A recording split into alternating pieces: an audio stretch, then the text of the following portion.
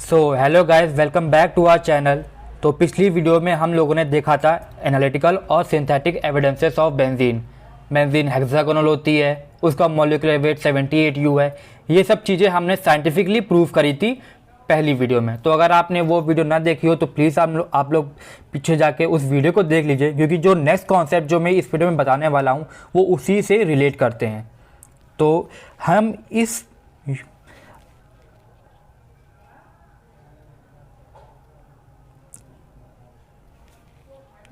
Video में हम लोग पढ़ेंगे ऑर्बिटल पिक्चर और रेजोनेंस इन बेंजीन के बारे में। तो अगर आप लोगों को भूल गए हो तो मैं बता दूं कि ये पूरी यूनिट 1 पूरी तरीके से डेडिकेटेड है बेंजीन के ऊपर। बेंजीन को अच्छे से स्टडी किया जाएगा, उसका स्ट्रक्चर समझा जाएगा, उसका physical nature, chemical nature, resonance सब कुछ पढ़ा जाएगा।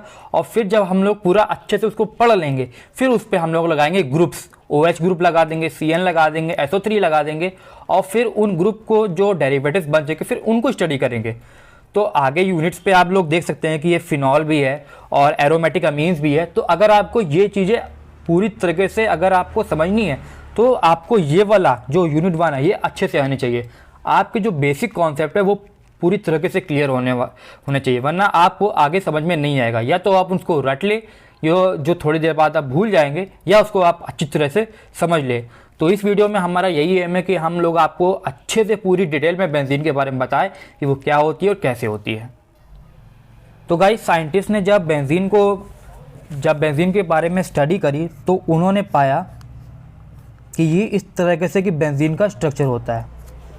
सबको पता है इस तरह का होता है। अगर आपको 11th में पता हो कि डबल बॉन्ड जो होता है वो ज़्यादा स्ट्रॉन्ग होता है सिंगल बॉन्ड से, और डबल बॉन्ड से भी ज़्यादा स्ट्रॉन्ग होता है ट्रिपल बॉन्ड। तो अगर आपको कोई ट्रिपल बॉन्ड दिखे तो वो बहुत ही तोड़ने में मुश्किल होगा और सिंगल बॉन्ड बहुत जल्दी ब्रेक होगा।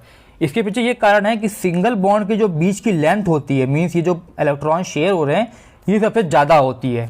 डबल बॉन्ड में और कम होती है और ट्रिपल बॉन्ड में और कम हो जाती है। तो अगर हम लोग यही कॉन्सेप्ट लगाएं तो ये कार्बन देख लेते हैं, ये कार्बन और ये कार्बन, इन दोनों के बीच में क्या है? Single bond. और ये कार्बन को देख लेते हैं, इन दोनों के बीच में क्या है? Double bond.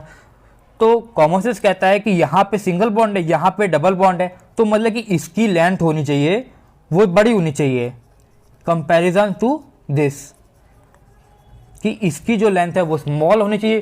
क्यों स्मॉल होनी चाहिए? क्योंकि ये कार्बन के बीच में डबल बॉन्ड है और डबल बॉन्ड की जो लेंथ होती है वो सिंगल बॉन्ड से छोटी होती है। तो वो साइंटिस्ट ने एक्सपेक्ट कर रहे थे कि ऐसा रिजल्ट मिले कि यहाँ पे तो जो हमारी जो बॉन्ड लेंथ हो वो ज़्यादा आए और यहाँ पे आए वो कम आए। लेकिन जब हम लोगों ने इसको लैब में टेस्ट किया तो हम लोगों को ये बहुत ही शॉकिंग रिजल्ट मिले। रिजल्ट से ये बता रहे थे कि इन दोनों बॉन्ड की लेंथ सेम है। तो ये कैसे एक्सप्लेन करें? इस चीज़ को एक्सप्लेन करने के लिए आया था कॉन्सेप्ट रेजोनेंस का। तो अगर हम लोग ये कह सकते हैं कि जब इसकी लेंथ और इसकी लेंथ सेम है तो डबल बॉन्ड और सिंगल बॉन्ड तो है ही नहीं। तो साइंटिस्ट ने बताया कि ये बेंजीन का स्ट्रक्चर ये तो है, इसके साथ एट द सेम टाइम एक और स्ट्रक्चर एग्जिस्ट करता है, वो होता है स्ट्रक्चर ऐसा। अब इसमें यहाँ बॉन्ड नहीं होता है, इसमें होते हैं यहाँ बॉन्ड। ये दोनों, ये और बेंजीन पूरी सेम है, लेकिन आप लोग ध्यान से देखें तो यहाँ पे डबल बॉन्ड है, यहाँ पे सिंगल बॉन्ड है, यहाँ पे सिंगल बॉन्ड है, यहाँ पे डबल बॉन्ड कर दिया है। जो ये डबल बॉन्ड्स है ये पूरी बेंजीन में अच्छे से घूम रहे हैं, अच्छे से ऑक्सीलेट हो रहे हैं। ये कोई फिक्स पोजीशन में नहीं है। डबल बॉन्ड जो है पहले यहाँ थे, फिर अब यहाँ हो जाएंगे। जब ये यहाँ हो जाएंगे तो ऐसा स्ट्रक्चर बन जाएगा। तो अगर मैं आपको बोलूँ कि आपके पास मैंने बेंजीन दे दी आपको 50 ml लिक्विड बेंजीन मैंने आपको दे दी, तो आप ये कह सकते हैं कि 50 ml में 25 ml इस फॉर्म में एग्जिस्ट कर रही होगी जिसमें डबल बॉन्ड यहाँ होगा, और दूसरी 25% एग्जिस्ट कर रही होगी यहाँ पे जिस पे डबल बॉन्ड यहाँ होगा। तो अगर हम लोग इस देखें तो हमेशा इन बीच का वो कार्बन के बीच में भी डबल बॉन्ड है और इन कार्बन के बीच में भी डबल बॉन्ड है। तो मीन्स ये कह सकते हैं कि इसमें सारे कार्बन जो हैं वो डबल बॉन्ड से अटैच हैं। बेंजीन में सारे कार्बन जो है वो एक दूसरे से अटैच्ड हैं डबल बॉन्ड से। और क्योंकि सब अब तो डबल बॉन्ड है, यहाँ भी डबल बॉन्ड है, यहाँ भी डबल बॉन्ड है, तो ये दोनों सेम बता दिए गए। तो इसकी बॉन्ड लेंथ और इसकी बॉन्ड लेंथ सेम हो गई। तो गाइस शॉर्ट में बता दूं तो रेजोनेंस होता है डीलोकलाइजेशन ऑफ पाई इलेक्ट्रॉन्स। ये जो है बॉन्ड्स बने जहाँ पे इसमें पाई इलेक्ट्रॉन्स हैं, ये डीलोकलाइज होते हैं, मीन्स ये मूव करते हैं। ये वाला बॉन्ड यहाँ आ जाएगा, ये वाला बॉन्ड यहाँ आ जाएगा और ये वाला बॉन्ड यहाँ आ जाएगा। फिर जो यहाँ पे बनेगा, फिर जो वहाँ बनेगा, फिर वो और रोटेट होगा। इस तरीके से ये रोटेशन चलती रहेगी। तो इस डीलोकलाइजेशन ऑफ पाई इलेक्ट्रॉन्स को ही कहते हैं रेजोनेंस। रेजोनेंस से आपको बेंजीन में आप ये समझ सकते हैं कि रेजोनेंस से काफ़ी स्टेबिलिटी मिलती है। हमारी जो बेंजीन है वो एरोमेटिक है और एरोमेटिक अमीन्स में मतलब कि एरोमेटिक हर कंपाउंड में रेजोनेंस मिलती है। और रेजोनेंस पूरी ऑर्गेनिक केमिस्ट्री में कोई चीज़ अगर स्टेबिलिटी देती है तो वो रेजोनेंस होती है। कहीं भी आपको रेजोनेंस मिल जाए, किसी भी कंपाउंड में कोई भी तरह का रेजोनेंस मिल जाए, समझ जाइए कि वो बहुत स्टेबल है। और बेंजीन के साथ भी यही केस हुआ है। बेंजीन के अंदर रेजोनेंस है और रेजोनेंस के कारण ये बहुत ही स्टेबल है। तो एक बार इस रेजोनेंस की मैकेनिज्म समझ लेते हैं कि कैसे ये रेजोनेंस काम करती है, किस तरह से बेंजीन का स्ट्रक्चर अलग अलग तरीके से एग्जिस्ट करते हैं। तो ये रही हमारी बेंजीन। तो आप ये देखिए कि यहाँ पे बना दिया मैंने बॉन्ड। तो एक ये मैंने कार्बन ले लिया, एक ये कार्बन ले लिया और एक ये कार्बन ले लिया और एक ये 4 कार्बन ले लिए मैंने। इनको नेम कर देते हैं 1 2 3 4, ताकि आप लोगों को इसमें दिक्कत ना हो कि ये कार्बन 1 है, ये कार्बन 2 है, ये 3 है, ये 4 है। आप ध्यान समझते हैं। रेजोनेंस के हिसाब से मैंने क्या बताया था, जो ये बाई बॉन्ड है ये यहाँ पे जाके आके यहाँ शिफ्ट करेगा, सही तो बताया था। तो अब देखते हैं क्या होगा। ये जो बॉन्ड है ये यहाँ शिफ्ट हो गया है, तो ये बॉन्ड यहाँ आ गया, ये तो यहीं रहेगा और ये भी वहीं रहेगा। तो अब देखिए ध्यान से, सी कार्बन 3 और कार्बन 2 के बीच में और कार्बन 1 के बीच में आ चुके हैं डबल बॉन्ड। इसके बीच में भी डबल बॉन्ड है और इसके बीच में भी डबल बॉन्ड है। तो अगर हम लोग इसको और ध्यान से देखें तो ये कुछ इस तरह है, इस तरह से। ये कार्बन 1 है, ये 2 है और ये 3 है। तो अगर हम लोग देखें तो कार्बन की वैलेंसी तो पूरी तरीके से फुल हो गई है। मीन्स 2 बॉन्ड इधर, 2 बॉन्ड इधर, 4 हो गए। तो अब हम लोग करेंगे क्या, ये जो पाई बॉन्ड है, पाई बॉन्ड में दोस्तों इलेक्ट्रॉन्स होते हैं, तो ये इलेक्ट्रॉन एक दूसरे को रिपेल करेंगे। मीन्स अब हम लोग इलेक्ट्रॉन को क्लोज ला रहे हैं ना, तो क्लोज आने की वजह से ये दोनों रिपेल करेंगे और इस रिपल्शन की वजह से ये बॉन्ड जो होगा ये यहाँ शिफ्ट हो जाएगा। तो ये बॉन्ड हो गया हमारा यहाँ शिफ्ट। तो एक बॉन्ड यहाँ था और ये वाला शिफ्ट हो गया यहाँ पे और ये रहा अपना पुराना वाला डबल बॉन्ड। अब गाइस फिर से देखिए, ये फिर दोनों रिपेल करेंगे और इस रिपल्शन के कारण से ये बॉन्ड पहुंच जाएगा इधर। तो ये देख लीजिए, ये बॉन्ड पहुंच गया इधर। तो ये और ये, तो अगर आप लोग देखें तो ये स्ट्रक्चर और ये स्ट्रक्चर सेम है, लेकिन अगर आप लोग ध्यान से देखें तो यहाँ पे डबल बॉन्ड है, यहाँ पे डबल बॉन्ड नहीं है, यहाँ पे सिंगल बॉन्ड है, यहाँ पे डबल बॉन्ड है। ये दोनों स्ट्रक्चर एक ही हैं, दोनों ही बेंजीन है और दोनों ही एक ही टाइम में साइमल्टेनियसली एग्जिस्ट करते हैं, लेकिन फिर भी ये स्ट्रक्चर जो बनाने में अलग लगते हैं। मीन्स इनकी केमिकल कॉम्पोजिशन सेम है, लेकिन जो बॉन्ड्स है इधर वो रोटेट कर रहे हैं। तो इसी प्रॉपर्टी को कहते हैं रेजोनेंस। और ये है उसकी मैकेनिज्म कि किस तरह से बेंजीन के बॉन्ड किस तरह से शिफ्ट होते हैं और किस तरह से इस शिफ्टिंग के कारण से उसमें होती है रेजोनेंस। तो गाइस, रेजोनेंस के स्ट्रक्चर समझने के बाद से हम एक कंक्लूजन में आ सकते हैं। ये कंक्लूजन है कि बेंजीन की जो ये डबल बॉन्ड है ये फिक्स्ड नहीं है। ये आज यहाँ है, थोड़ी देर बाद यहाँ आ जाएंगे, थोड़ी देर बाद यहाँ आ जाएंगे। तो इस रेजोनेंस के हिसाब से हम लोग ये कह सकते हैं कि ये दोनों स्ट्रक्चर जो हम लोग बनाने में डिफरेंट लग रहे हैं, ये एक साथ एग्जिस्ट करते हैं। मीन्स अगर मैं आपको ये बोल दूँ कि मैं आपको 50 ml बेंजीन दूँ, तो इसमें होगा कि 25 ml जो बेंजीन होगी वो इस फॉर्म में होगी जहाँ पे इस तरह से डबल बॉन्ड है, और at the same time 25 ml benzene होगी ये वाले में जहाँ पे डबल बॉन्ड यहाँ है। तो गाइस, रेजोनेंस को समझने के बाद अब हम लोग आ जाते हैं ऑर्बिटल पिक्चर पे। तो ये थोड़ा सा कॉन्सेप्ट थोड़ा सा डिफ़िकल्ट है, तो प्लीज़ इसको ध्यान से समझिए। तो हम लोग को पता है कि कार्बन में इलेक्ट्रॉन्स कितने होते हैं, 6 होते हैं। किस तरह से होते हैं? 2 और 4। अगर आपने 11th-12th में पढ़ा हो तो हाइब्रिडाइजेशन हम लोगों ने पढ़ी थी, तो उसी कॉन्सेप्ट को हम लोग अब यहाँ यूज़ करने वाले हैं। तो कैसे होगा? 1s2, 2 का मतलब है इलेक्ट्रॉन्स, फिर आता था, अब ये 1s2 में खाली एक ही s होता है, फिर आता है 2s2, मीन्स ये सेकंड ऑर्बिटल चल गई। और ये बचे कितने? हमारे पास 4 हो गए, बचे कितने? 2, तो ये आ गए 2p2 में। तो ये जो होता है ये कार्बन का होता है ग्राउंड स्टेट, मीन्स जब कार्बन कहीं पे रखा हो या मान लीजिए कि वो एक्साइटेड ना हो, बस सिंपल रखा है, तो ये हो गया कार्बन का कॉन्फ़िगरेशन। 1s2, ये 2 डिनोट करता है नंबर्स। अब हम लोग इसका बनाते हैं डायग्राम। तो ये हो गया 1s2 का, ये हो गया 2s2 का, और p में आपको पता है कि इसमें 3 ऑर्बिटल होती हैं, तो हम लोग इधर 3 बना देंगे। तो अब हम लोग इस पे इलेक्ट्रॉन्स फिल करेंगे। तो पहले है 1s2, तो इसमें एक इलेक्ट्रॉन ये डाल दिया और ये इलेक्ट्रॉन ये डाल दिया। अब है ये 2s2, एक इलेक्ट्रॉन ये डाल दिया और एक इलेक्ट्रॉन ये डाल दिया। अब है यहाँ पे 2p2। अब हम लोग इसे कैसे भरेंगे? हम ये लोग ये नहीं करेंगे कि पहले इसमें डाल दिया फिर इसी में डाल दिया, नहीं, पहले सारे ऑर्बिटल को एक एक इलेक्ट्रॉन जाएगा और फिर जब सारे ऑर्बिटल जो एक एक से भर जाएंगे उसके बाद उसमें पेयरिंग शुरू होगी।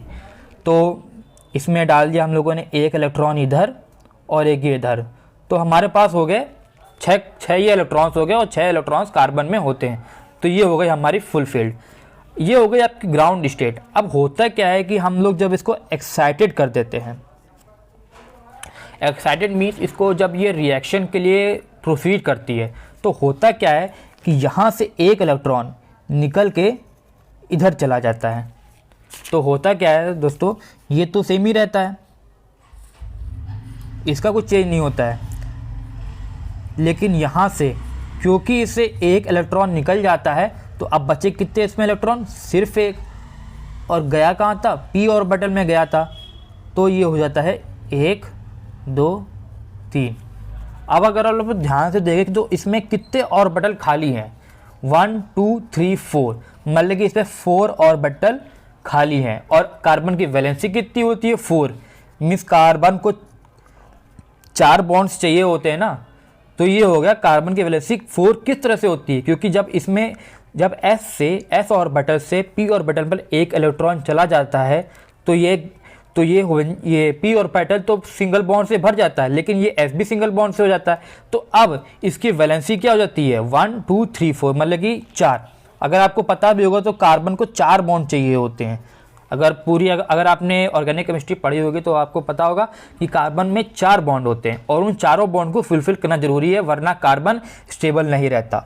और होता क्या है, एक्साइटेड स्टेट में यही होता है। तो ये जो इलेक्ट्रॉन था ये यहाँ चला जाता है। एक और कॉन्सेप्ट है जो आपको समझना पड़ेगा, वो है ऑर्बिटल्स के बारे में। तो ऑर्बिटल्स का शेप कैसा होता है?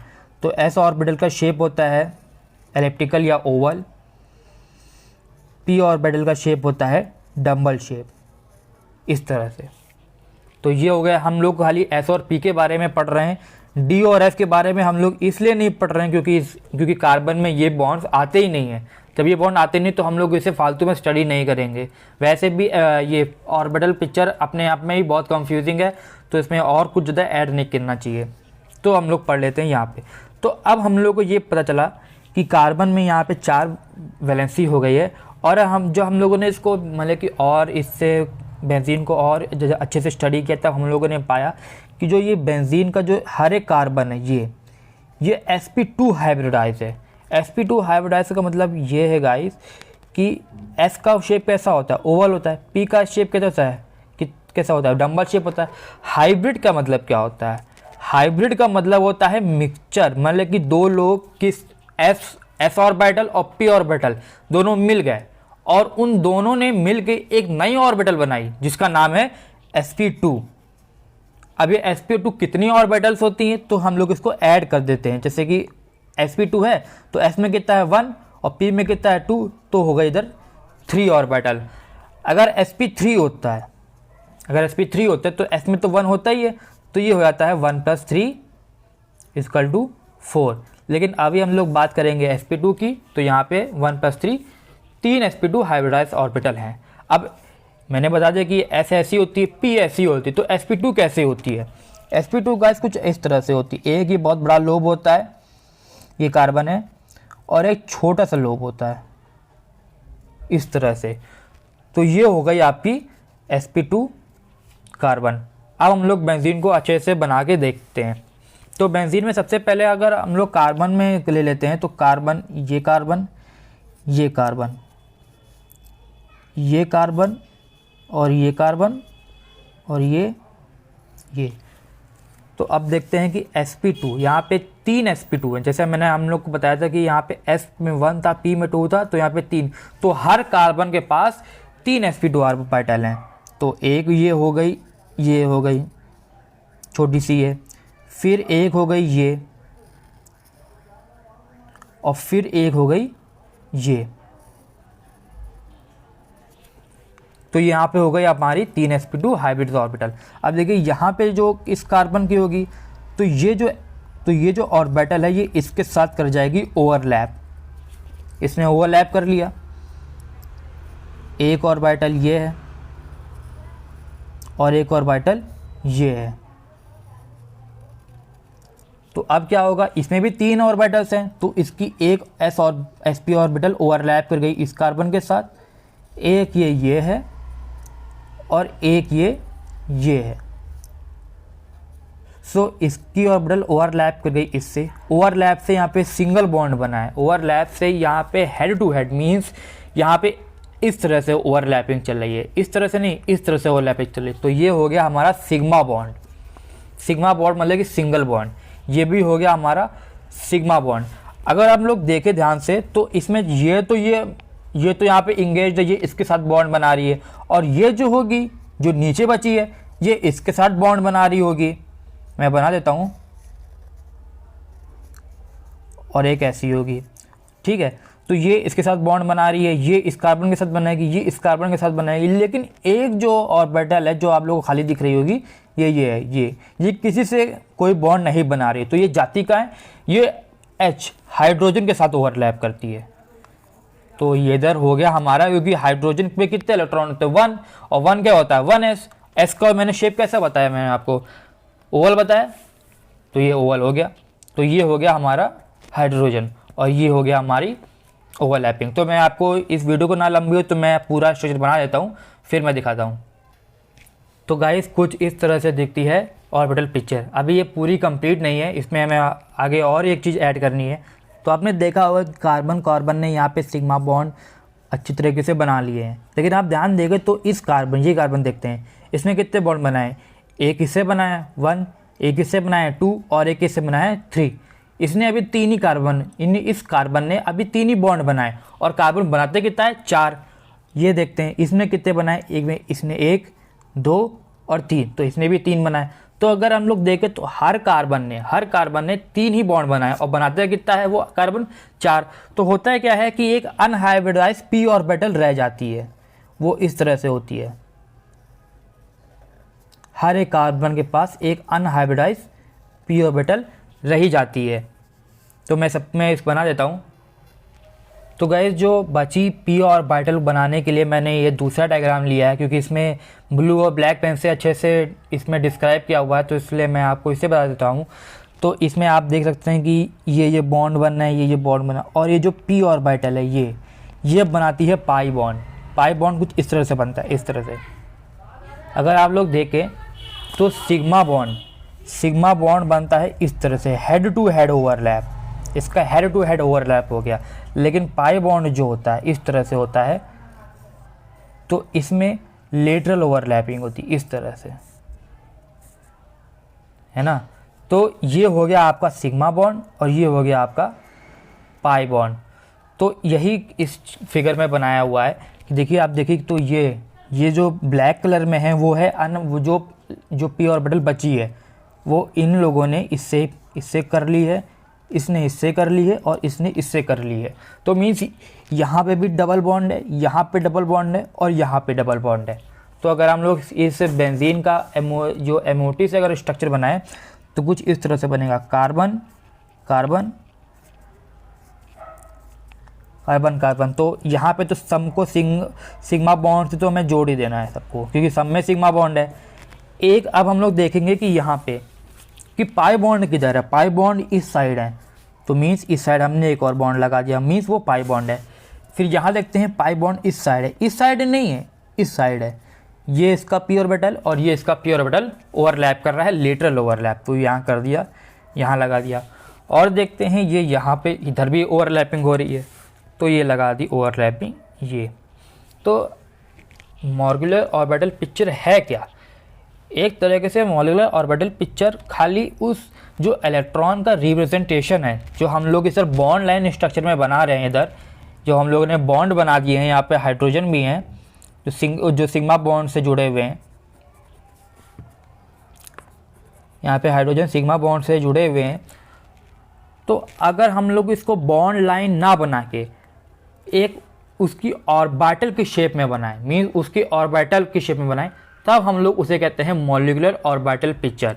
मतलब कि जो ये होती हैं एस पी डी और एफ, ये होती क्या है, ये ऑर्बिटल्स होती है जिनका शेप मैंने अभी आपको बताया, और उन्हीं शेप को हम लोगों ने सिर्फ यहाँ पे ड्रॉ कर दिया है।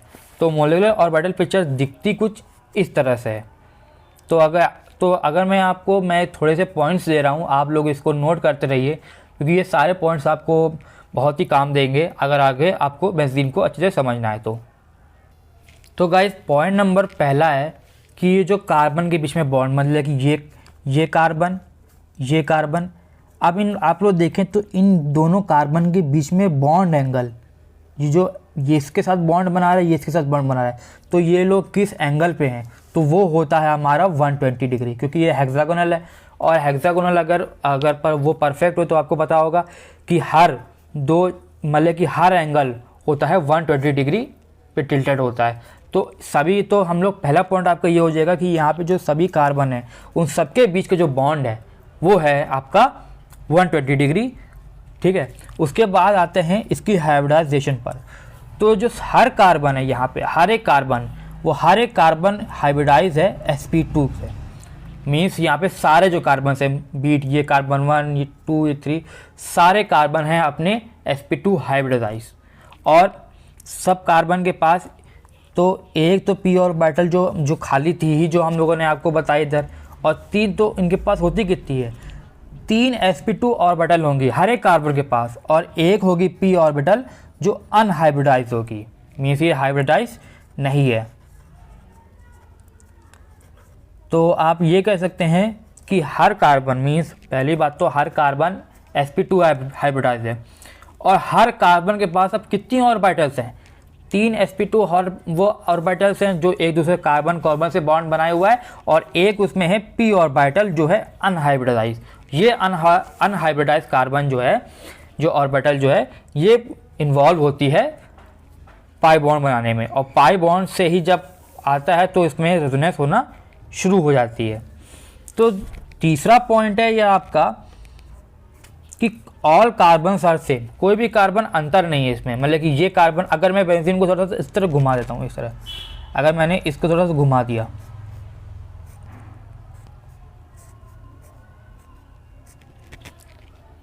तो अगर आप लोग देखें, अगर इसको आप ध्यान से देखें तो आपको लगेगा कि ये दोनों अलग अलग स्ट्रक्चर हैं, लेकिन ये दोनों अलग अलग स्ट्रक्चर्स नहीं है।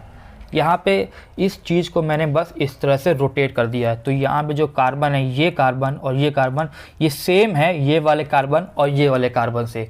मीन्स ये ऐसा नहीं है कि ये कार्बन 1, ये कार्बन 2, ये कार्बन 1 अलग है, ये कार्बन 2 अलग है, नहीं, सारे जो यहाँ पे कार्बन है सेम है, सभी sp2 हाइब्रिडाइज हैं। तो फिर और हम लोग का आगे पॉइंट आता है कि, तो गाइस आपका जो फोर्थ पॉइंट है वो ये हो जाएगा, तो गाइस आपका जो फोर्थ पॉइंट है वो ये हो जाएगा, क्योंकि मैंने आपको बता दिया कि सभी sp2 हाइब्रिडाइज हैं, सभी कार्बन सेम है। अब हम लोग देखेंगे इस पे बॉन्ड कितने हैं, तो सिग्मा बॉन्ड और पाई बॉन्ड के हम लोग यहाँ पे कैलकुलेट करेंगे। तो सिग्मा बॉन्ड कितने कार्बन में हो गए, हर एक सिंगल बॉन्ड सिग्मा होता है, तो 1 2 3 4 5 6, तो यहाँ पे हमें बेंजीन में 6 सिग्मा बॉन्ड मिले। लेकिन एट द सेम टाइम हम लोग हाइड्रोजन को तो इग्नोर नहीं कर सकते ना, क्योंकि हाइड्रोजन भी तो यहाँ पे सिग्मा बॉन्ड से जुड़ा हुआ है।